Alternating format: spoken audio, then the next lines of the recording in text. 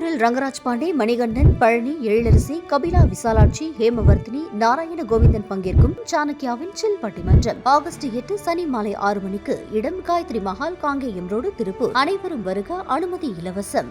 வணக்கம் அவைத்தலைவர்களே. எங்களுடைய தேசிய முற்போக்கு திராவிட கழகம் 2005 துவங்கப்பட்டது.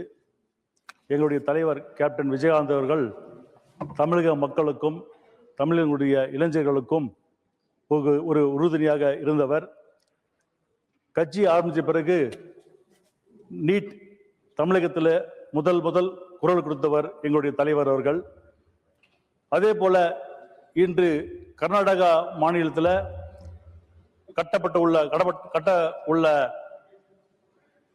அந்த மேகதாது அணையை உச்ச நீதிமன்றம் ஏற்கனவே கிருஷ்ணராஜா சாகர் அணையிலிருந்து 18 டிஎம்சி குடி தண்ணீரை பெங்களூரு மக்களுக்கு எடுத்துக் கொள்ளலாம் என்று ஏற்கனவே கூறியுள்ளது.